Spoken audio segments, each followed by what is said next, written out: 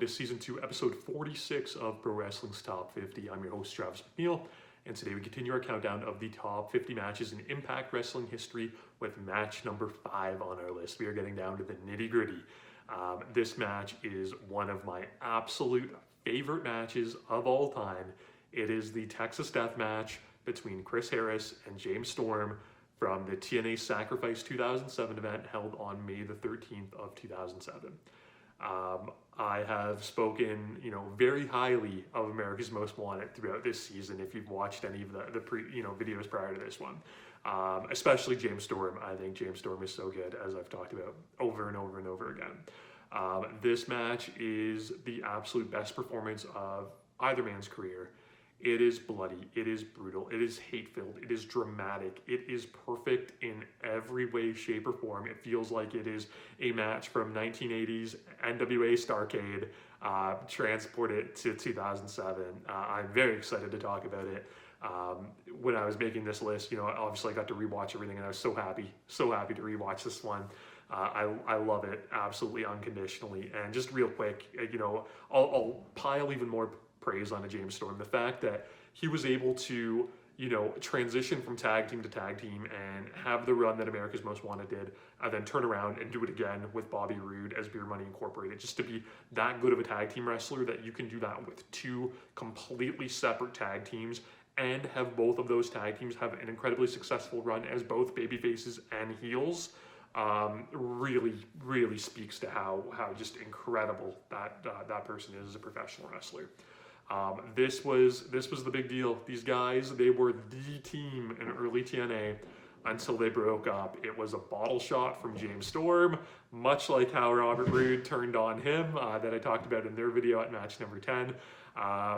It was a bottle shot from James Storm. It led to Chris Harris being blinded, and we got an absolutely dreadful blindfold match between these guys at Lockdown 2007.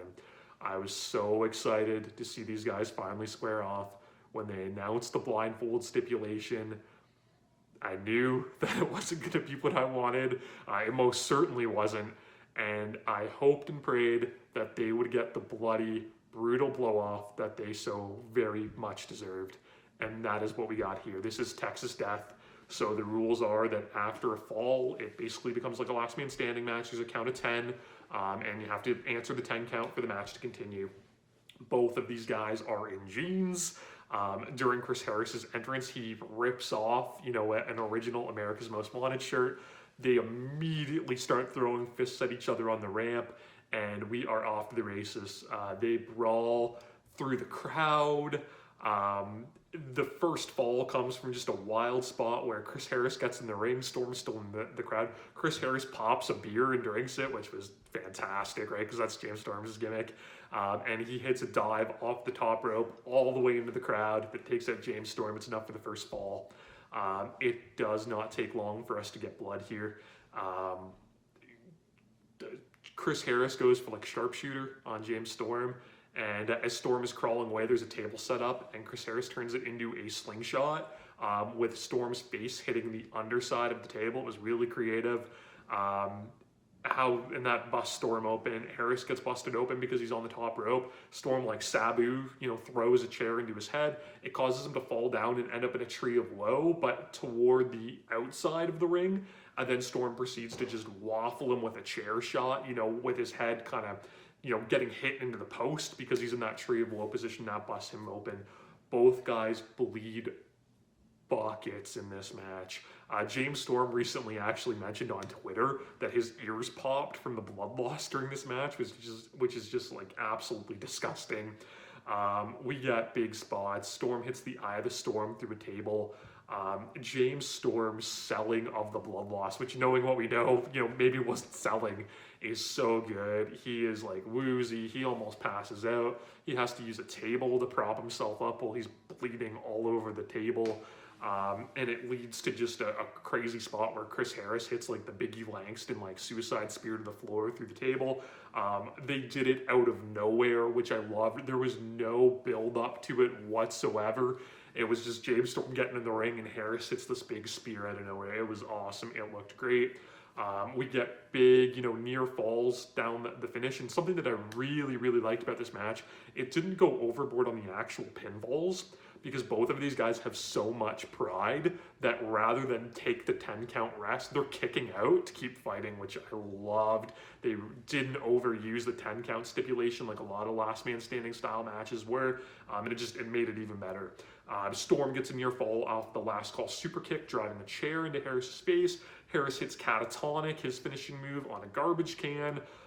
We get an awesome, spot near the end where James Storm, this new heel singles character, he had Jackie Moore, Jacqueline, from the WWF, if you know her better from that. She was the pride of Tennessee, Miss Jackie Moore, and she was accompanying Storm to the ring.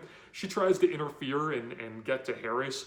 Gail Kim, who had managed America's Most Wanted for a little bit during their heel tag team run, actually comes out and uses the signature AMW handcuff. She handcuffs Jackie to herself and drags her to the back, showing that this is going to finish as a one-on-one fight.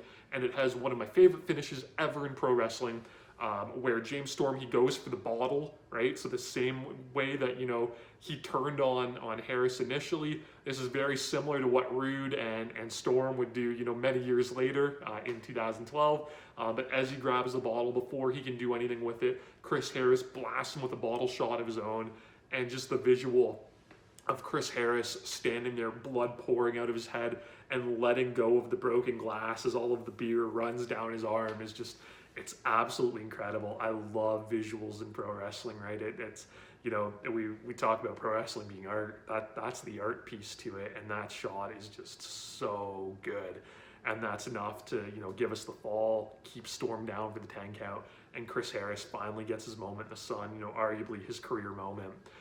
These guys would have a great rematch on an episode of Impact that would end in a no contest. I talked about that briefly in the King of the Mountain 2007 video many episodes ago. But although that match is great and it's similar to this one, nothing can capture the magic that these guys made on that one special night in May of 2007. An all-time career performance from two guys that knocked it out of the park so many times that TNA, should be really, really thankful, or, Impact Wrestling Now, I should say that these guys helped carry that promotion through those early years. James Storm, just celebrated 1,000 matches in Impact, which is unbelievable. TNA has their own version of the Hall of Fame. If anybody deserves to go into it, it is James Storm. And seeing him and Chris Harris, reunite for that one episode, when Storm had his 1,000th match against Eric Young was just, it was really, really cool, and the long-term fan of me loved it.